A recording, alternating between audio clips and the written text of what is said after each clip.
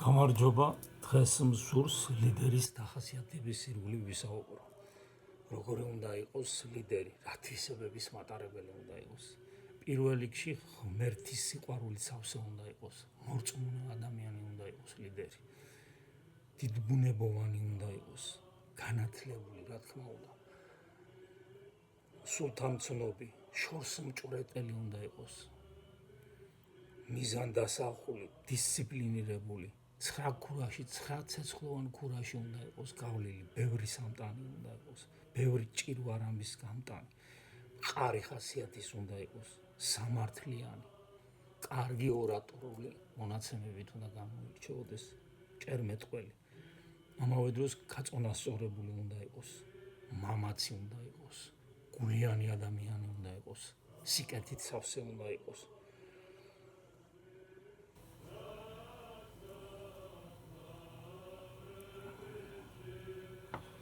აი დღესდღეობით როგორ ლიდერსაც ავირჩევთ, ისეთი გვეყოლება. შემდეგ ისეთი ცხოვრება გვექნება ჩვენს და მთლიანად სრულიად ქვეყანას.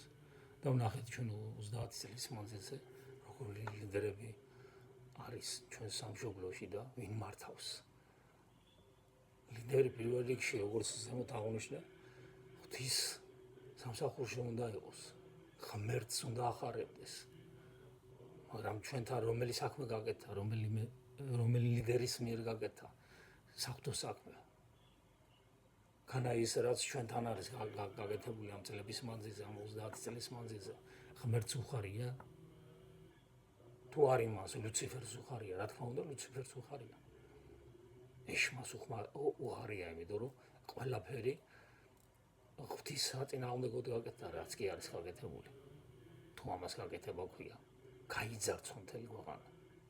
აი ეს არის როგორ ლიდერებიც მოვიდნენ, ის მდგომარეობა, ის გარემო შექმნეს.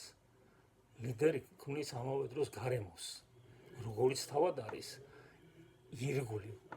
ისეთი ადამიანები ყავს გვერდით. მათ იწვევს კარგი ლიდერი, ძლიერი ლიდერი, ღვთისმოსავი ლიდერი, რა თქმა უნდა, თავის ირგვლივ თავის მსგავსებს მოძებნის და მოიყვანს. ამიტომ აღნიშნე, დიდბუნებოვანი უნდა იყოს, განათლებული უნდა იყოს და განათლებული ადამიანები უნდა მოიყვანოს ლიდერმა. ფსევდოგანათლება შეიძლება რომ კონდეს. ჩვენ ძალიან ბევრი ვიცით. აი, დღევანდელ პარლამენტში, წინა პარლამენტში ადამიანები, რომელებიც სხედან იგა და ზოგს ეძინება კიდევაც და ბევრი ნახეთ, რომ სკამზე ჩამოზინებული არის. აბა ესეთი ლიდერი გამოადგება ჩვენ სამშობლოს? რა თქმა უნდა არ გამოადგება. ჩვენზე ბევრი არ დამოკიდებული. ამიტომ ვამბობ, წინა გადაცემებშიდაც მივანიშნებ, რომ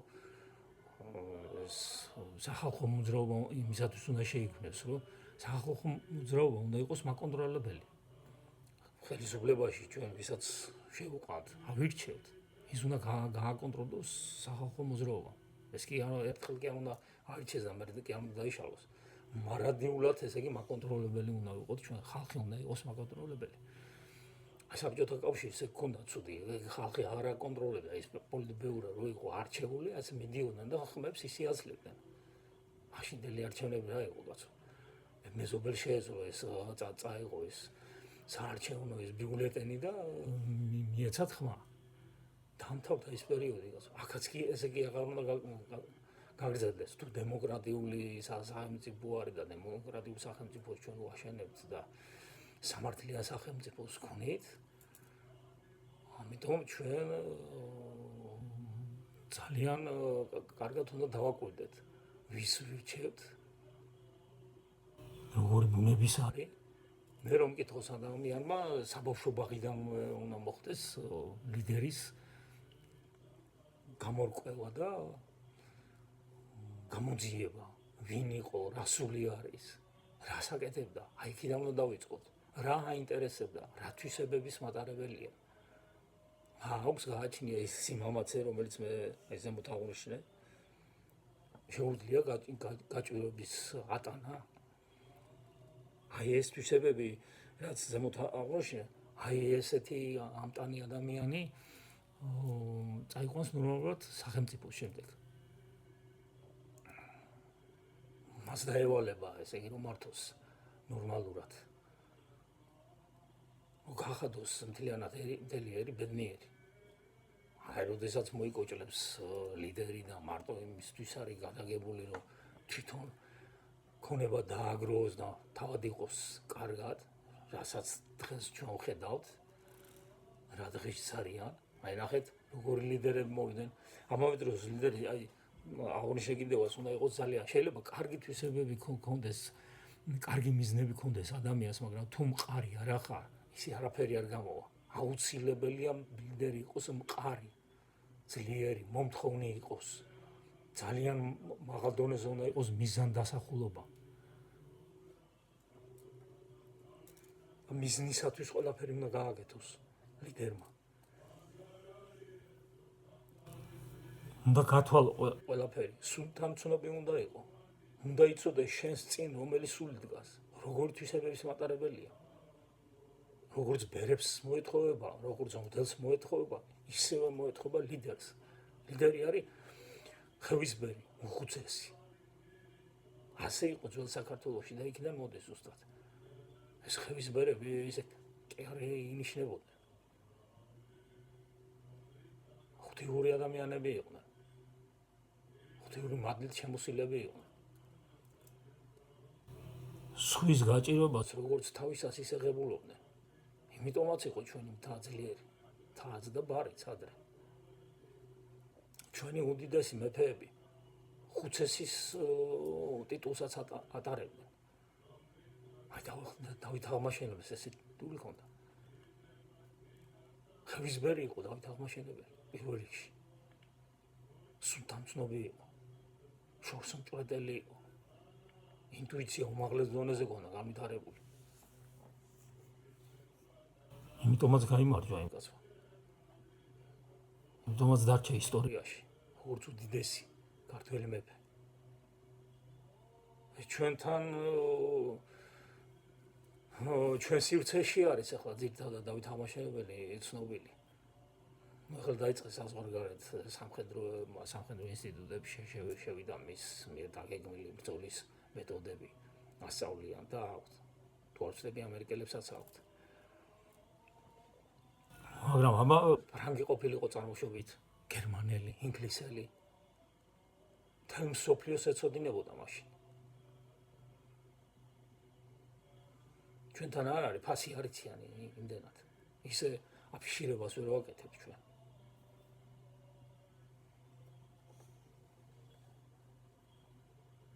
კი არა, ვეფხისტყაოსნის აფიშირება ვერ ხდება სათანადო დონეზე. რუსთაველის. უფრო მეტია საჭირო. ამისათვისაც საჭირო ძლიერი ლიდერი, განათლებული ლიდერი. რომ ისეთმა ლიდერმა კარგი თვისებების, ძალიან განათლებული ადამიანები დაიყენოს გვერდით. კარგი მრჩეველი, საუკეთესო მრჩევლები უნდა ყავდეს ლიდერს. ყველა სფეროს მინუსი და პლუსი უნდა იცოდეს კარგმა ლიდერმა. ყველაფერს უნდა აკონტროლებდეს ლიდერი. სადაც უჭირს მოსახლეობას ყველაფერი უნდა იცოდეს. უნდა ზრუნავდეს. ძალიან მზრუნველი უნდა იყოს. დამაკონტროლებელი უნდა იყოს, სულ უნდა აკონტროლებდეს. სულ არწივის თვალი უნდა ქონდეს, ყველა დეტალს უნდა ხედავდეს. არწივით უნდა გადაეფაროს თავის ერს. აი ესეთი ლიდერი არის საჭირო. მაგრამ ჩვენ დავინახეთ 30 წლის მანძილზე აი ლიდერები არიან, ყველაფერს სახში მიაქანებენ. აი ეს მოედანა შევარდნაძის მმართველობამ, შევარდნაძემ შექმნა თავისი კლანი, რომელიც წინა ემებში გადაცემაში და საუბრობ და ზუსტად აი როგორ თვითონაც იყო ისეთი ლიდერები მოდიან ახლა. ყველგან, რომლებიც ყველაფერს სახში ეზიდებიან თავისი ოჯახის გამდიდრებისათვის. მეს კულტი დამყარდა ჩვენთან. მე ვიყო კარგად და მე აღარ აინტერესებდა ამერჩენ. აი ამან დაუპა დილანად ჩვენი ერი. დღეს ნახე რამდენ სახელმწიფოს გაუჩნდა ინტერესი ადრე თუ ერთ სახელმწიფოს ჰქონდა საბჭოთა კავშირი იყო და იმის წინ კიდევ რუსეთის იმპერია იყო და დღესაც რუსეთის იმპერიის ძალიან დიდ არეალში მოვიაზრებით და ისინი მოწინააღმდეგებიან, მარტო ისინი აღარ არიან, ახლა თურქეთსაც როგორი ინტერესები აქვს, თურქეთს, ირანს, არაბულ სამყაროს მთლიანად, ჩინეთს გაუჩნდა ინტერესი. და როდესაც ლიდერი არ ყავს შენ, ერთგული, ძლიერი მამულიშვილი, იმ თვისებების მატარებელი, რომელიც მე ჩამოვთვალე, ღვთის მადლით გაჯერებული, ის ლიდერი, რაც დარჩენილია, იმასაც ანიავებს, ასვისებს. აი ნახეთ რა ხდება წლების მანძილზე. ერთი ქარხანა და ფაბრიკა არა უშენებია ჩვენ ლიდერებს. არც უზრუნიათ ამის შესახებ. ის კი არა, რაც იყო იმის ძარცვა, გლეჩვა, დაშლა, განიავება, გაყიდვა დაიწყეს. ეხლა ისინი რო გაყიდეს ყველაფერი ეს ქარხნები და ფაბრიკები, ეხლა მიადგინე და მიწების გაყიდვა დაიწყეს. ადრე მეფეები ებრძოდნენ ასეთ მავნებელ თავადებს. იყო მაშინ კარგი თავადი, კარგი აზნაური, რომელიც იყო კარგი მამულიშვილი, რომელიც დღე და ღამე ზრუნავდა თავის სამშობლოსათვის. მაგრამ ამავე დროს იყო ძალიან ავისულები, რომლებიც თავიანთ მოსახლეობას ყიდნენ. ძალიან ბევრი ჩვენ მაგალითები დასავლეთ საქართველოდან, აღმოსავლეთ საქართველოდან წაყვანილი ტყვეები ერაყის ბაზარზე იყიდებოდა, ხოლო დასავლეთ საქართველოდან წაყვანილი სტამბოლის ბაზარზე. აი სულხან-საბას როგორ უწერია. უბრალოდ იმას როგორ აქვს აღნიშნული მუხრან მაჭავარიანს. იქ ბიჭუნა რო შეხვდება სულხან-საბას სტამბოლის ბაზარში. წამიყვანე სამშობლოში. რამდენი არის გაყიდული ესე? მოამრავი. ჩვენ სისხლზე არის შექმნილი თითქმის ოსმალეთის იმპერია. აქედან გაყვანილი ტყვეების ისინი შრომობდნენ. მათი ინტელექტის ნიადაგზე არის გაძლიერებული იმპერიები. არადა მთელი დღეს რო თურქეთი აჭარას, გურიას გადმოწვდა, ეხლა კიდევ რა ვიცი, მთელ დასავლეთ საქართველოს უნდა რომ აითვისოს და საერთოდ დიდი თურანის სახელმწიფოს დაბრუნება და აღდგენა სურს. ნახოთ აბა ისტორიულად. ეს ისტორია ძალიან კარგად უნდა იცოდეს მე ლიდერმა. ეს საცხოვრებელი ადგილი, რომელზედაც ეხლა თურქები ცხოვრობენ, ვინ არის ეს ხალხი? ისინი არ არიან აბორიგენები. ეს არის ძირძველი ქართული მიწები, პროტოიბერიული მიწებია. ამას ერთი პერიოდი 59 წლამდე თუ 59 წლამდე ეხლა გამოვიდა ეს წიგნი ზუსტად. ივანე ჯავახიშვილის დაწერილი არის. კიდევ ორი ავტორი სიმონ ჯანაშია და კიდევ დორცები ნიკოლოზ ბერძენიშვილის მიერ არის კიდევ დაწერილი ეს ისენი, სადაც ნათლად არის გამოკვლევა ჩატარებული, რომ ეს იყო ძველი პროტოიბერების, ესე იგი ხეთების ტერიტორიაზე ცხოვრობდნენ ძველი ქართველური მოდუმის ხალხი. შემდეგ იქ შევიდნენ უკვე ბერძნული მოსახლეობა, შემდეგ ლათინები შევიდნენ, ბიზანტიის იმპერია აღმოცენდა. მერე ეს ბიზანტიის იმპერია შიდა აშლილობის ნიადაგზე ზუსტად გაყოფილი იყო იქაც ქონების გამო. და შემოესივნენ ესენი ალტაის მხრიდან დაძრული თურქმანული ტომები, ნაწილი ამ იმპერიის, ასე რომ ვთქვათ, დიდი ფინანსური მდგომარეობით, ვისაც ძალიან დიდი ფული გააჩნდა, 2-3-4 ბანაკად იყვნენ დაყოფილი და ქირაობდნენ ამ იმერებს. და ერთმანეთს ეომებოდნენ სხვისი იმ და მერე ისე გააკეთეს თურქებმა, რომ ჩაიგდეს ეს დიდი ფული მთლიანად დაიპყრეს და გაანადგურეს მთელი ბიზანტიის იმპერია. აი შიდა დაძაბულობამ, შიდა გამყიდველობამ რა მოიტანა და ეს ანგრევს საერთოდ ქვეყნებს. დღესაც ჩვენ სამშობლოში რა ხდება? შიდა ისეთმა ადამიანებმა, ვისაც ძალიან დიდი ფული უნდა, დიდი ქონების დაგროვება უნდა და ვეღარ ძღებიან, ისინი არიან მოწინააღმდეგები ყოველივე კარგის, სიკეთის. იმათმა და გაანადგურეს პირველი ხელისუფლება, ეროვნული ხელისუფლება. არის შექმნეს მოქალაქეთა კავშირი. ის მოქალაქეთა კავშირი მართავს დღესაც ოღანას. მე გამოვიდა საგაჟულის იმაში შემოვიდა, მე იმანიშვილს და ფაქტობრივად ერთი ხალხია, ერთი გუნდი, ასად არ წასულან ისინი. და რა აშენეს აი? წლების მანძილზე უურებდა არაფერი. თავიანთვის იშენებენ ყველაფერს. ახაც და საზღვარგარეთაც. სულ აგროვებენ ამ იმას ქონებას. ახარიციან შვილებისათვის, შვილიშვილებისათვის და იმის იქით კიდევ. ადრე თუ კომუნისტების დროს იპარავდნენ 1000, ეხლა დაიწყეს მილიონებზე საუბარი, მილიარდებზე არ და ერთი დიდი მარათონი აქვს გახსნილი. და შეჯიბრია, ვის მეტი ქონება ექნება. ასეთი ლიდერები და ასეთი ხელმძღვანელები და ასეთი მეთაურები რამეს ასიკეთოს მოუტანენ ჩვენ სამშობლოს? არანაირად. მათ დაშალეს. რადგან ესეთი ნაკითხი ადამიანი თუ ის არ არის სიკეთის სამსახურში. ჩვენ ისეთი ლიდერები გვჭირდება, რომლებიც სიკეთის სამსახურში იქნებიან. დღეს ისეთი ლიდერი გვჭირდება და არაერთი ლიდერი, ძალიან ბევრი ლიდერი გვჭირდება, რომელიც მართლაც ანთებული იქნება თავის სამშობლოს სიყვარულით. ლიტონის სიტყვები კი არ უნდა იყოს, არამედ გულით იქნება. მძიმე კაცი იქნება, რომელიც არ აჩქარდება. ყველა კარგ საქმეს ჭირდება ძალიან დიდი დაფიქრება. მძიმედ უნდა შეაფასო, არ შეიძლება. მით უმეტეს ჩვენ პატარა სახელმწიფო ყავდა უამრავი მტერი გვაქვს. ძალიან კარგი მდებარეობა გვაქვს და ძალიან კარგი მიწები გვაქვს. აღაჩქარება არაფრით არ შეიძლება. ყველა საკითხი მეცნიერული თვალსაზრისით უნდა გადაწყვიტოს ლიდერმა. მოიწვიოს საუკეთესო სპეციალისტები. საუკეთესო მრჩევლები და გაიასოს. ყველას უნდა მოусმინოს.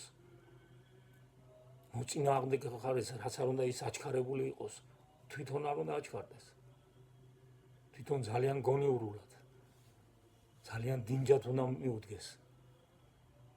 აქ არის საჭირო უფრო აი აღმოსავლეთ საქართველოს თვისების გამოყენება, ქართულ კაღური უფრო, დასავლეთ საქართველოს უფრო ფიცხია, უფრო ჩქარია. მაგრამ ლიდერს არ აქვს ამის უფლება. არ შეიძლება სიფიცხით გადაწყვეტო საკითხები, რომელიც შენს ერს ეხება, უამრავ ადამიანს. მარტო შენ არ ახარ, რაღაცას რო გადაწყვეტავ, უნდა იცოდე და უნდა იფიქრო, შენ ზურგს უკან მთელი ერი დგას. ეს რა შედეგს გამოიტანს. ჩვენთან არ უყურებენ ამას. ჩვენთან პირდაპირ გადაწყვეტა ხდება ცხელი თავით და არა ცივი გონებით. ცივი გონები არის, ცივი გონებაა საჭირო, ცივი გონებით უნდა გადაწყდეს ყველაფერი. და შედეგზე უნდა იყოს გათვლილი. თითოეული ნაბიჯი ლიდერის უნდა იყოს შედეგზე გათვლილი. პასუხისმგებელი უნდა იყოს. აი ამისათვის ჩვენ უნდა მოვამზადოთ ეს ეროვნული მოძრაობა, სახალხო მოძრაობა და სულ უნდა ვაკონტროლოთ ჩვენ ლიდერები, ვისაც ავირჩევთ. და კარგად უნდა იყოს შემოწმებული, ვინ არის, რა სულია. ლიდერმა უნდა გააძლიეროს, გაამდიდროს უნდა სახელმწიფო. სისხლში, სულში უნდა კონდეს, რომ დიდარი იყოს თავისი ერი, თავისი მოქალაქეები, მოუწოდოს, სამაგალითო უნდა იყოს ლიდერი, კარგი მასწავლებელი უნდა იყოს.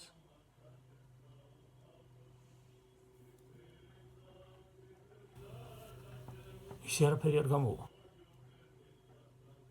ძალიან დიდი ბუნების უნდა იყოს. სიკეთით სავსე უნდა იყოს. დისციპლინა უნდა კონდეს ლიდერს, უმაღლეს დონეზე. დისციპლინის გარეშე არაფერი არ გამოვა. არა მაგალითი უნდა მისცეს.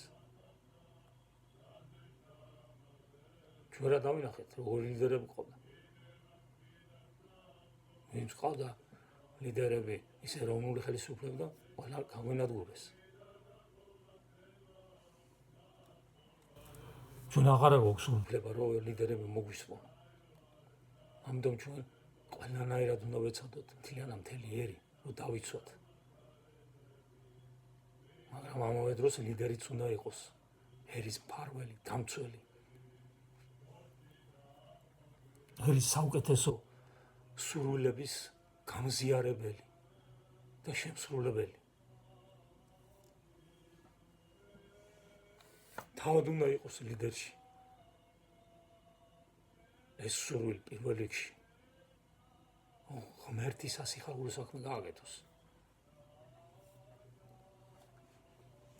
ლიდერს მთლიანად უნდა ქონდეს მთელი პროგრამა წარმოდგენილი, როგორ უნდა განვითარდეს თავის სახელმწიფო.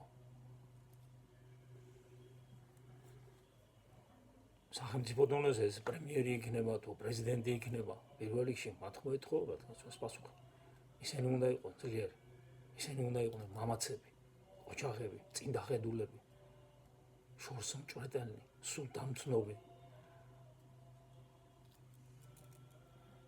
ერი უნდა უყვარდეთ, ხალხი, ადამიანი უნდა უყვარდეთ. ადამიანის განვითარებისათვის, განათლებისათვის, მან რო კარგად იცხოვროს, ამაზე უნდა ზრუნავდეს ლიდერი. აქეთკენ უნდა მოუწოდებდეს. და არა ისე დღეს რო არის გაწოდება ძარცვავენ პირიქით მოსახლეობას. ყველაფერს ხო თავის საზღვარი აქვს. ამასაც უნდა დაუშვათ წერტილი. ეს უნდა დასრულდეს. ეს დანაშაულია. მე ცალკე შემდეგ სხვა გადაცემებში ვისაუბრებ მისიის შესახებ. საქართველოს მისია რა არის?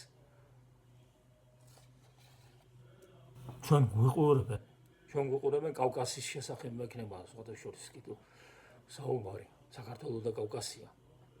კავკასიელი ხალხების შესახებ. მათ შესახებ ჩვენ თითქმის არაფერი არ ვიცით. ამ შესახებ გადაცემები უნდა იყოს, ისტორიკოსები უნდა გამოდიოდნენ, მეცნიერები უნდა გამოდიოდნენ და ყველაფერს აცნობდნენ ჩვენ ახალგაზრდობას. ჩვენთან ახალგაზრდა რო შეიკითხო, არაფერი არ იცის კავკასიის შესახებ.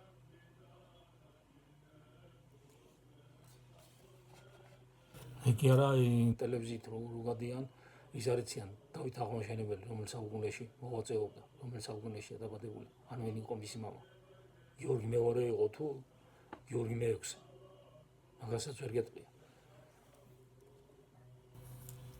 და ძალიან მაღალ დონეზე უნდა დააყენოს ლიდერმა ისტორიის საკითხის სკოლებში. სკოლებში კი არა, საბავშვო ბაღიდანვე უნდა მიაჩვიოს მასწავლებლებმა. იგოს იქ სათამაშოები გაკეთდეს ისეთი, სადაც იქნება ან კედლებზე იყოს ნაჩვენები ჩვენი დიდი მეფეები, დიდი მხედართმთავრები, ეს ვაჟკაცი ადამიანები, თავდადებული ადამიანები. მარტო მეფეები არა, რიგით მოქალაქეები. უნდა გაეცნოთ, ის სიყვარული უნდა ქონდეს, სამშობლოს სიყვარული პატარაობიდანვე უნდა ჩაუდოთ ჩვენ ბავშვებს. პატარაობიდანვე უნდა იცოდეს გოგონამაც და ბიჭუნამაც. რომ გაიზარდნენ ნამდვილი პატრიოტები, ნამდვილი მფარველები. შეხედეთ ისრაელი როგორ მოწესრიგებულია. ყველა მიდის ჯარში. აქ ჩვენ ის რო შექმნა იმან კაცო ის გირჩი თუ რაღაცა რო არის. საშინელება მოუწოდებს რომ ჯარში მიწახვალთ მოდი ჩემთან და დაგიცავთ. ეს არის სამარცხვინო. სამარცხვინოს არის დანაშაულიც არის. ვაჟკაცი ყველა უნდა იყოს ჯარში ნაყოფი. შენი სამშობლო შენ უნდა დაიცვა, აბა ვინ დაიცავს? ვინ მოვა შენი სამშობლოს დასაცავად? არავინ არ მოვა. თუ მოვა ვინმე, უ გაგძარცოს და წაიღოს აქედან ის რაც გაქვს, რაც დაგჭა. აი ნახეთ როგორ იცავენ, კბილებით იცავენ. ებრაელები თავიანთ სამშობლოს. ქალი კაცი ყველა მსახურობს იქ ჯარში. ერთი წელია, ორი თვეა, სამი თვე არის. ყველა მიცის იარაღის გამოყენება, ყველა სპორტულ ფორმაში არის. შევხედოთ, სამაგალითო არის ეს ყოღა. მივიღოთ იქიდან, რაც კარგი აქვს. ჩვენსავით კი არ გამოვიდნენ 91-12 წლებში რომ დაიწყეს ჩვენთან აქ ამ ლიბერალებმა. ვაი ლიბერალებმა და ვაი დემოკრატებმა. ეროვნულ ყველაფერს ეძახდნენ იმას, ფაშიზმს. აბა თქვენ გინახიათ სადმე ეს ებრაელს უწოდებდეს მეორე ებრაელს ფაშისტი ხარო და ესეთი და ისეთი ხარო, მსგავს ვერ ნახავ. იმიტომ იმათ ძალიან უყვართ თავიანთი სამშობლო, თავიანთი ერი, უმაღლეს დონეზე. ყველა შრომობს იქ. უშრომლოთ არავინ არაფერს არ ღებულობს. სულ ყველა დაკავებულია საქმით. ჩვენთან როგორ არის? ერთი შრომობს და 10 მჭამელი ყავს. აი ნახეთ როგორ რაღაცა ხდება. წინა გადაცემებში დავწვით. რამდენი ადამიანია აქედან წასული. როიშრომს ქალბატონები მეტწილად სასურგარეთ. და უნდა არჩინოს აქ ზოგიერთი ეს მამაკაცი ქმარი და რა ვიცი მე. შვილები, ბიჭები, ზოგი არის 30, 40 წლისაც არიან. და დედები არჩეთ იქიდან. ეს ამარცხინო არ არის. ამიტომა ჩვენ ძალიან ძლიერი ლიდერები გვჭირდება. მიზანდახსაული. რომლებიც პროგრამას შექმნიან. რომლებიც მოიწვია ისეთ სპეციალისტებს. ერთხელ და სამუდამოდ ისეთ ძლიერ პროგრამას შექმნიან, რომ ეს ჩავარდნილი ქვეყანა ამოიწევს და ფეხზე დადგება. ლიდერმა უნდა შექმნას საწარმოებში უნდა მიუთითოს და ყავდეს ძალიან ძლიერი ლიდერები იმ საწარმოებს. ყველა სფეროში უნდა ყავდეს ჩვენ ძლიერი ლიდერი, ძლიერი ორგანიზატორი. არ შეიძლება სუსტი ლიდერი ვერაფერს ვერ გააკეთებს. ძლიერში მე არ გულისხმობ ახლა ყვიროდეს და წიოდეს და ჩხიოდეს. ესე ეგ არ არის ლიდერი. ლიდერი უნდა იყოს დინჯი, მის სიტყვას, მის აქციას, მის თითოეულ მოქმედებას ექნება წონა. ძალიან დიდი მასა ექნება. ყველა ისეთი ძლიერი ლიდერი, ყველა დინჯი იყო. ლიდერი უნდა იყოს ძალიან პატიოსანი, სინდისიანი და ნამუსიანი. ქონებას არ უნდა იყოს დაღარბებული, ქონება ექნება ლიდერს, ნორმალურ სახელმწიფო რო იქნება, სახლიც ექნება, კარიც ექნება, მანქანაც ექნება და ყველაფერი ექნება. ეს აუცილებელიც არის ნორმის ფარგლებში. მაგრამ არა ისე რომ ყველაფერს ითვისებენ, კაცო. მილიონობით ადამიანის ქონებას იტაცებენ. აი გადახედეთ სოფლიოს როგორი ვინც მართავდა ყველაზე ძლიერი ლიდერები, ვინც იყო ისინი იყო ყველა ზომიერების ფარგლებში. შეხედეთ, რომელი ერთი გინდათ. აიღეთ ალექსანდრე მაკედონელის სიტყვებია, როდესაც უდაბნოში იყო, რომ მიუტანეს როგორ თავგაწირული ადამიანი იყო, როგორ სამაგალითო ადამიანი იყო, რომ წყალი არ ჰქონდა ჯარს თითქმის და მათ არათი რაღაცა თითო წვეთი, ვისაც ჰქონდა ჯარისკაცებს დარჩენილი, მოუტანეს ერთაში, ჩაასხეს და მიართვეს ისა მეფეს ალექსანდრეს. ალექსანდრემ აიღო და გადაღვარა. ეს არც მე არ მეყოფაო და ჯარიც რწმენას დაკარგავსო. იცოდა იმ ადამიანმა, რომ ისი ჯარისკაცი იყო, მას ჯარისკაცივით უნდა ეცხოვრა. რწმენა დაკარგული ჯარისკაცი ვერაფერს ვერ შექმნიდა. იგივე იყო ნაპოლეონ ბონაპარტი. ერთი ლურჯი ეგერის ფორმა ეცვა და თავის ჯარისკაცებით უნაგირი ჰქონდა სასტუმრად.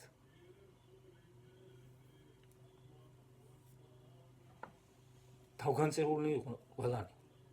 აი სტალინს რო მაშვებიან რა. მიდგნენ და აცაგებენ და ლანძღავენ და ისა. შეხედეთ, მუზარმაზარ საბჭოთა კავშირს მართავდა. არ წაუღია ვიღაცა ხა ეს ქონება და რაღაცა. ახლა სხვა საქმეა მოგწონს თუ არ მოგწონს. უძლიერესი ღედამთავარი იყო, უძლიერესი ლიდერი იყო. თავგანწირული იყო. არ გაიქცა ის მოსკოვიდან. ზოგიერთებით ჩვენ დავინახეთ იმაში 2008 წლის ომის დროს როგორ დაიწყეს გაქცევა.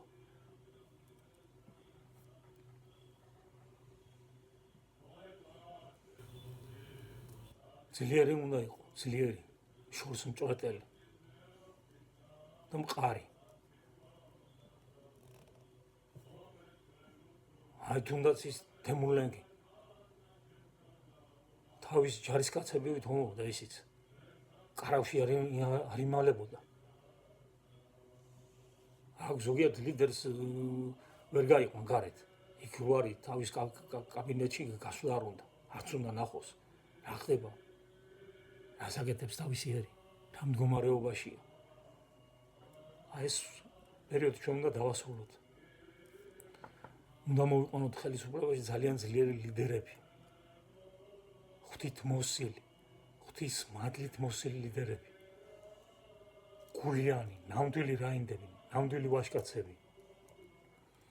განათლებული ადამიანები. და ძალიან შორს მჭვრეტელნი. ეს ბუნება თუ არ გააჩნია ლიდერს, ისე არაფერი არ გამოვა.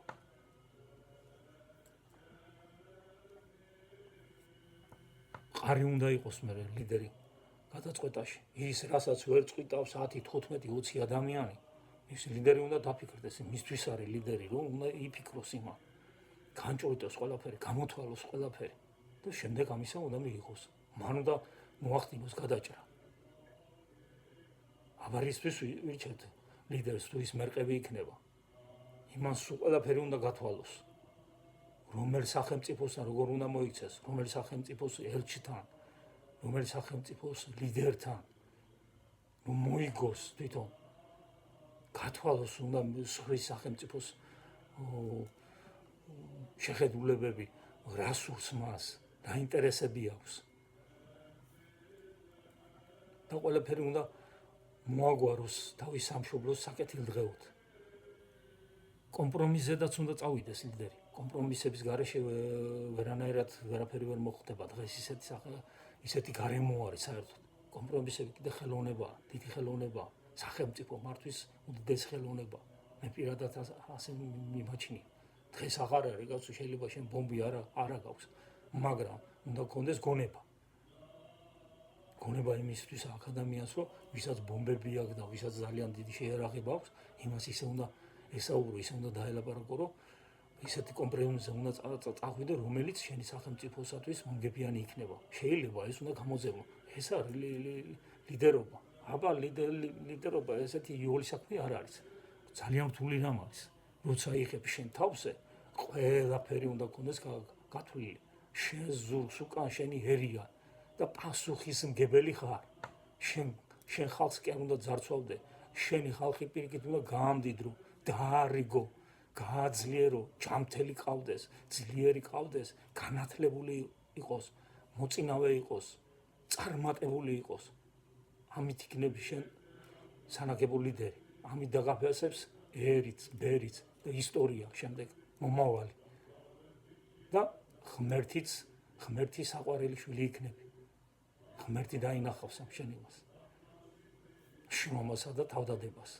თავდადებული უნდა იყოს ლიდერი. თუ თავდადებული არ ხარ, შრომა არ გიყვარს.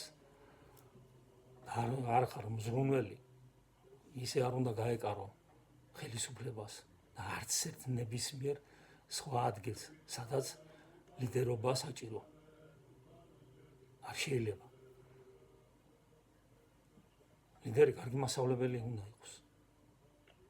იმიტომ ჩვენთან ძალიან დიდი ყურადღება უნდა მიეპყროს სკოლებში, ვინ შედის, რას ასწავლის, რა სულია თვითონ. ამის შესახებ უნდა იყოს შემოწმება. ეს ძალიან დიდ მასწავლება უნდა შეამოწმოს. დიდი კონტროლი უნდა წავიდეს სკოლაში, ვის უშვებთ ჩვენ.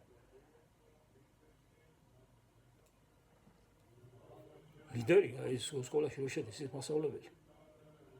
რა თვისებების მატარებელია, რა ღირებულების მატარებელია ეს ადამიანი. როგორი მორალური ის აქვს მასწავლებას. ზნეობრივად როგორია. გამართული არის, არ არის გამართული. ეს ყველაფერი უნდა იყოს შესწავლილი. და იქიდან მოდის ზუსტად სკოლიდან, საბავშვო ბაღიდან მოდის, მაგრამ ეს ბავშვი და მე ხდება ეს ლიდერი. და იმასაც უნდა დახვდეს კარგი მასწავლებელი. ანუ კარგი ლიდერი. ეს აუცილებელია. ასია ლიდერი უნდა გყავდეს ჩვენ ყველანაირად შემკობილი. პირველ რიგში ღვთის სიყვარულით სავსე უნდა იყოს, მორწმუნე ადამიანი, დიდბუნებოვანი ადამიანი უნდა იყოს, განათლებული, შორს მჭრეტელი და მიზანდასახული უნდა იყოს, მამაცი და ერთგული, თავისი ერის ერთგული უნდა იყოს. მისთვის უნდა იყოს პირველი ღმერთი, ღირსება, სამშობლო. აი ეს სამცნება ერში უნდა გაჯერებული უნდა იყოს. მაგრამ პირველი ლიდერში უნდა იყოს ეს თვისებები.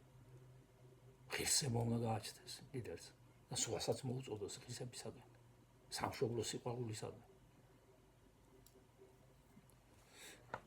ლიდერზე ძალიან ბევრი შეიძლება ვისაუბროთ ჩვენ.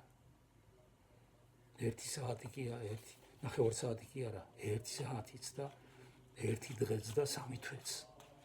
მაგრამ დღეს ამით შემოვიფარგლოთ ეს მცირედი ჩემი დახასიათება და მიმოხილვა, როგორ ლიდერი ჭირდება ჩვენს ქვეყანას. ამით დაგემშვიდობებით. ეხლა ისურვებთ ჯანმრთელობას, ბედნიერებას, ხვაავს, ბარაქას. ყოველივე საუკეთესოს სიყვარულითა და კეთილის სურვილებით. კარგად ვთანდებოდეთ.